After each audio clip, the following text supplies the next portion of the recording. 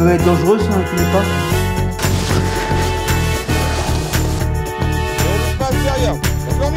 Une personne sur 5 dans le monde est concernée directement ou non, au cours de sa vie, par un problème de santé mentale. Sujet phare du Césaire Hauts-de-France, la santé mentale revêt un enjeu sociétal fort pour les habitants de la région. Au-delà de traiter le sujet de la maladie ou des soins, le Césaire a décidé de mettre en lumière 4 pratiques alternatives, complémentaires aux soins traditionnels, qui font leur preuve en région. Le sport, les animaux, la culture sont autant de biais utiles à ces initiatives ou méthodes pour combattre la maladie, qu'elle soit mentale ou psychique. Mais vous êtes fous! Vous écoutez les entonnoirs. Vous écoutez les entonnoirs. Antenne. Bonjour à tous. Bonjour aux auditeurs. En région Hauts-de-France, on dénombre 750 000 personnes avec un trouble psychique. De ce constat, la condition publique de Roubaix, l'association Les Entonnoirs, produit depuis 2005 une émission hebdomadaire de radio animée conjointement par des personnes souffrant de troubles psychiques tels que la dépression, les troubles bipolaires ou la schizophrénie, sur prescription médicale et accompagnée par des soignants. Il y a déjà l'estime de soi, parce que souvent avec la pathologie, on a souvent une baisse de l'estime de soi. C'est le fait de pouvoir donner la parole. Ça permet aussi de déstigmatiser. C'est aussi un temps de convivialité. Voilà, parce qu'il faut savoir que les personnes qui souffrent de troubles psychiques souffrent d'isolement social. Sur les soubresauts du toboggan de la vie menant aux pirouettes, où l'on a besoin d'ailes et de rêves pour s'envoler d'un chant liturgique d'amour. Wow. Bravo.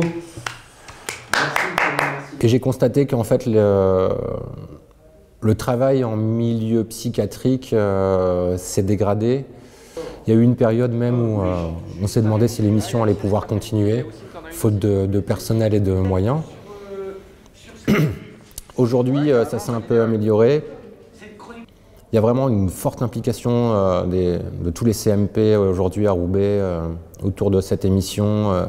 On est vraiment soutenu aussi, je le sens, par les cadres, par la hiérarchie. Donc aujourd'hui, j'ai pas l'impression que l'émission soit menacée, mais ça n'a pas été toujours le cas en tout cas. Ça, franchement, ouais, il y a un véritable impact. C'est vraiment quelque chose qui leur fait du bien de venir toutes les semaines, en tout cas pour ceux qui peuvent venir toutes les semaines faire cette émission. Déjà tout simplement parce qu'ils prennent la parole sur des radios, de vraies radios. C'est pas un podcast quelque part qui va se noyer dans tout le contenu qu'il peut y avoir sur le web. Pour eux, c'est quelque chose aussi qui les valorise, qui les ouvre au monde, parce qu'ils écoutent les autres présenter des chroniques ou des sujets sur des choses dont ils n'avaient peut-être pas conscience auparavant. Par exemple, j'ai en tête le souvenir d'un animateur qui est venu et qui était dans un mutisme total au début, sur ses premières émissions. Il venait, il était dans un coin, c'était un peu un zombie. Il avait du mal à parler, il avait du mal à s'exprimer, il bégayait, et puis on voyait qu'il était assommé aussi par ses traitements et les médicaments. Et puis le jour où il a quitté l'émission, peut-être 4 ou 5 années après, c'était un journaliste hors pair. C'est-à-dire qu'il était capable d'interviewer n'importe qui sans se démonter, en n'hésitant pas à poser les questions même un peu qui dérangent. Il était devenu hyper pertinent, il avait pris vachement confiance en lui. Et ça a été une grosse perte pour l'émission qu'il arrête et qu'il n'ait plus besoin de venir. Donc ça veut dire que lui allait mieux et que maintenant il a une vie, il est marié, il a des enfants, chose qui était presque impensable au début quand on l'a vu arriver à l'atelier. Les boutiques de vêtements sont en perte de vitesse de moins 30% de 2006 à 2021. 23% des achats en France se font sur Internet. Et j'étais toujours enfermé chez moi et ma première infirmière, Anissa, m'a mis sur Radio Entonnoir pour que je puisse m'exprimer parce qu'elle savait que j'étais quelqu'un qui s'exprimait beaucoup et qui avait beaucoup de choses à dire. Et ça me donne un exutoire là où je peux m'exprimer sans parler tout seul dans la rue ou agresser les gens verbalement. Ça m'apporte toute la semaine, je l'attends, toute la semaine j'y bosse, j'analyse sans information pour en avoir une bonne. Ça m'apporte de me donner une stabilité, de me donner une hygiène de vie mentale. C'est-à-dire, ça me permet d'avoir une occupation, ça me permet de participer à quelque chose et de me sentir quelqu'un quand même. Qu'avant, il y a encore 5 ans, j'étais plus personne. Je suis sorti SDF, j'ai été réfugié par archipel à un logeur social. Et j'étais plus rien, je discutais plus avec personne, je voyais pratiquement plus mes enfants, je voyais pratiquement plus personne. Et là, ça me permet de voir des gens, ça me permet de discuter, ça me permet d'être reconnu. Le fait qu'on m'appelle Fred, que ma chronique est attendue, je sais que je suis attendu tous les lundis. Et ça me fait du bien. C'est des initiatives, je pense, qui devraient être implantées un peu partout, dans tous les secteurs de psychiatrie, parce que c'est vraiment quelque chose de bénéfique. D'ailleurs, on voit entre... Les Entonnoirs étaient la première émission de ce type en France. Aujourd'hui, il y a plein d'initiatives identiques dans plein de villes, un peu partout, que ce soit à Paris comme ailleurs sur le reste du territoire. Bien prendre son traitement, c'est important, mais le soin, ce n'est pas que le traitement, c'est aussi tout ce qui est apporté à côté, tous les moments de convivialité, tous les moments d'échange, de partage, toutes les activités. On a tendance des fois à l'oublier maintenant, mais les activités, c'est quand même une part très très importante dans le soin. T'es pressé. On y va. Hop là. Alors, on va dire bonjour aux chevaux. Ça, c'est le cheval de qui, ça? Ouais, tu vas aller t'occuper de lui? On y va? À Villeneuve-d'Ascq, l'association Cœur à Cœur propose de l'équithérapie dans un cadre verdoyant et paisible. Il s'agit d'une pratique de soins psychocorporels durant laquelle les thérapeutes utilisent le cheval comme médiateur. Elle s'adresse à des publics variés, enfants, adultes, porteurs d'un handicap moteur et ou mental ou d'un trouble du comportement, en individuel ou en collectif, avec des objectifs adaptés à chaque situation. Émilie Baril et ses collaboratrices accueillent aujourd'hui un groupe de 4 enfants d'un institut médico-éducatif de la métropole. On peut avoir des bénéfices sur le plan moteur, donc on va travailler des items comme l'équilibre, le tonus, la posture. Donc là, on est vraiment plus sur le corps.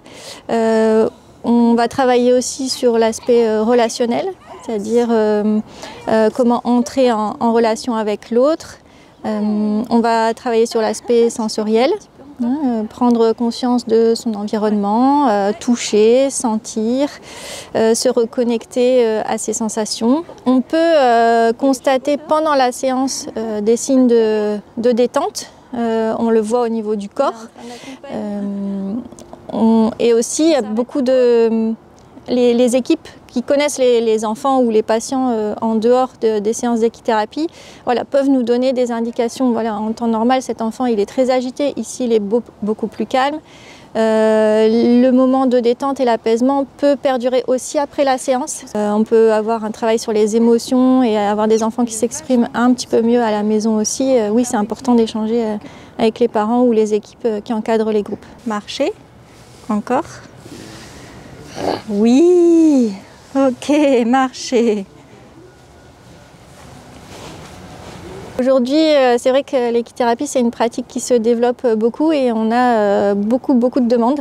De plus en plus, malheureusement, on ne peut pas accueillir tout le monde. Et c'est vrai qu'aujourd'hui, on a une liste d'attente. C'est compliqué d'accueillir plus de monde ici parce que on préserve beaucoup nos chevaux aussi. On ne peut pas enchaîner les séances toute la journée, toute la semaine. Les chevaux, c'est important pour nous qu'ils restent disponibles et bien dans leur tête. C'est vrai qu'on ne veut pas accueillir plus de chevaux pour que l'espace soit cohérent pour le troupeau et que tout le monde soit bien dans sa tête et dans ses sabots. Ouais. T'es d'accord avec ce que je dis ? Alors, je dirais que l'essentiel, ce qui bloque aujourd'hui, on a beaucoup d'établissements médico-sociaux qui sont en demande de séances et qui malheureusement n'ont pas le budget et le financement pour venir en séance. Donc c'est vrai que nous, on est constamment en recherche de dons, de financement de la part de fondations. On fait un énorme travail à ce niveau-là et on a beaucoup de fondations privées qui nous aident. Voilà, plus on en parle et mieux c'est, effectivement. Il y a encore des personnes qui ne connaissent pas cette pratique alternative. On commence à avoir des médecins, des psychologues qui commencent à diriger leurs patients et qui parlent de l'équithérapie aux parents. Donc je pense qu'il faudrait continuer ce travail auprès notamment des professionnels pour qu'ils puissent diriger leurs patients vers vers ce type de pratique qui est souvent, qui ne remplace pas d'autres prises en charge, mais qui est très complémentaire. C'était une séance intéressante. On a commencé avec toi, Gabi? Oui, c'est toi qui as commencé. C'était une super séance. Hein, je suis fière de toi, Gabi. On a fait quoi? On a continué ce qu'on avait fait la semaine dernière. T'avais la pêche aujourd'hui? Oui. T'es allée vite? Merci Juliette, à la semaine prochaine, merci Émilie. Salut, à la semaine prochaine. Pas très clair. Je veux dire, qu'est-ce qu'il y a autour de là où on est? Ah oui, c'est clairement ça. Et tout simplement, où on est, au sens de quel est cet endroit où on est. À Roubaix, l'Oiseau-Mouche, fondé par Hervé Luc il y a 43 ans, est une compagnie, une salle de théâtre et 2 restaurants gérés par une équipe de 60 personnes, dont 40 personnes en situation de handicap mental. 20 sont des comédiens et 20 des cuisiniers-serveurs. Le fondateur, accompagné de sa nouvelle directrice et d'une comédienne professionnelle, refont l'histoire et évoque le chemin parcouru par la compagnie et rêve de nouvelles perspectives. Ce qui est une force de l'Oiseau-Mouche, c'est de ne pas avoir dévié des valeurs fondatrices. Et ça, moi, j'en suis très, très, très heureux. Les valeurs fondatrices, elles sont simples. C'est vraiment le respect de la personne. Et je vais dire quelque chose qui peut paraître comme un gros mot, mais l'amour. L'amour des autres, l'amour de la vie, l'amour de l'art. 50 ans après, on parle aujourd'hui de l'inclusion. Alors, il y a à boire et à manger dans ces phénomènes d'inclusion. Il faut être très prudent, parce que la volonté de l'Oiseau-Mouche, par l'art, et bien évidemment, je suis un militant de la pratique artistique, eh bien, peut faire évoluer la société, peut faire qu'on porte un autre regard sur les personnes différentes, quelles que soient ces différences. Le comédien a lui-même se réadapter ou adapter les outils pour qu'il puisse faire son travail. Sors ta phrase avec l'intention derrière et après on réajuste. Tant que tu vas à moitié, on ne peut pas réajuster. Et moi, ce qui me surprend venant de mon secteur, c'est qu'on nous interpelle encore sur cette question d'inclusion. On ne devrait même plus, en fait. Je sais que il s'avère qu'ils sont en situation de handicap, mais l'idée, c'est de... Moi, je travaille avec une compagnie professionnelle, et ça s'arrête là, en fait. Et la relation que toute l'équipe, que ce soit administrative ou qui accompagne, ou les artistes qui viennent travailler avec eux, ne se posent pas la question. C'est-à-dire qu'ils rencontrent des artistes professionnels. L'équipe des comédiens et comédiennes travaille comme dans toutes les compagnies. C'est une compagnie qui est conventionnée par le ministère de la Culture depuis 13 ans. Nous, on œuvre au fait que ces communautés invisibles deviennent visibles et qu'on arrête de parler d'inclusion, mais qu'on parle juste du vivre ensemble et du fait que ces personnes exercent un métier qui s'avère être comédien ou cuisinier et serveur. Et moi, je suis très heureuse aussi de travailler à la diversité au plateau, quelle qu'elle soit. Là, on est déjà à un certain niveau de reconnaissance des pairs au sein du secteur culturel, ça c'est indéniable. Se pose la question de la formation. Aujourd'hui, dans l'enseignement supérieur artistique, en tout cas, aucun des comédiens qui sont au sein de cette compagnie n'a un diplôme national artistique. Donc c'est se poser la question de la formation. Comment aujourd'hui une personne en situation de handicap peut devenir danseur professionnel ou comédien professionnel. Et l'autre point, c'est être encore plus soutenu par le secteur de la culture et encore moins par le secteur de la santé en fait. Et donc c'est effectivement de penser le projet comme un projet de société, mais global. Arrêter de le mettre dans des cases et qu'on vienne encore nous questionner sur la question du handicap. Sans rien voir au dehors, sans entendre aucun bruit, seul, inconnu, le dos courbé, les mains croisées, triste et le jour pour moi sera comme la nuit. J'ai vu une création de la compagnie L'Oise-Mouche. Je ne savais pas ce que c'était. Et c'est le présentateur qui m'a dit une chose qui m'a fait un bondir de joie. C'est une compagnie professionnelle comme toutes les compagnies. Là, du jour au lendemain, j'ai écrit des lettres de motivation. Il faut avoir envie d'entrer ici. Je me voyais déjà partir dans cette compagnie. Et quand je suis arrivée, c'était comme si j'avais trouvé ma place. Il fallait apprendre tous les codes du théâtre. On n'entre pas comme ça. Ça me procure la joie d'apprendre des textes anciens, des textes nouveaux, des textes... J'ai fait du Valère Novarina, du Racine. C'est avant tout pour les gens que je travaille. Et quand je vois les différentes cultures, les différentes personnes qui viennent voir les créations, je suis la plus heureuse. C'est ça aussi qui est important. C'est pas seulement de jouer sur scène, mais de donner envie à d'autres metteurs en scène de venir créer avec nous. Bonjour. Je présente Kylian Enchanté. Allez, prenez un ballon chacun. C'est quoi ma surface? Exactement, Kylian. Très très bien, la semelle.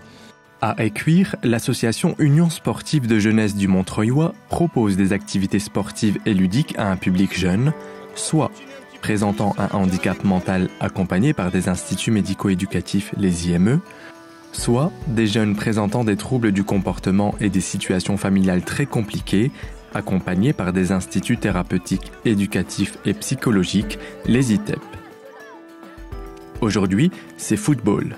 Les deux groupes ne se mélangent pas, car les objectifs et les exercices sont adaptés à chaque public. Leur philosophie, l'accès au sport pour tous, une activité physique adaptée et l'inclusion par le sport. À deux, on fait déjà partie d'une équipe. Donc là, essayer de leur faire réfléchir à comment pouvoir, comme tout à l'heure, je les ai laissés faire pour dire, essayer de trouver comment aller le plus vite possible à ramener le ballon à un point A, à un point B. Vous êtes à deux, vous réfléchissez en équipe pour réussir. Donc là, tout ça, ça peut apporter ça, la cohésion de groupe, l'esprit d'équipe. On ne joue pas tout seul. Bon, le football, on sait que c'est un sport collectif, donc il faut jouer ensemble. Et ça, je pense qu'aujourd'hui, ça a été super, qu'ils ont vraiment bien compris où on voulait en venir, on va dire. On ne joue pas tout seul. Donc voilà, quoi. Il faut insister sur le sport. Je pense qu'il y a beaucoup de structures, on en parlait, mais je pense qu'il y a beaucoup de structures qui n'ont pas du sport du tout dans leur planning. Mais je pense que pour moi, c'est une erreur. Après, voilà, ça tout dépend de la structure, le budget exactement aussi. Je pense que le budget rentre beaucoup dans ces choses-là. On arrête le ballon avant, et hop, on s'assoit dessus. Puis là, on prend un petit peu de repos. D'accord? C'est bon? Allez, c'est parti!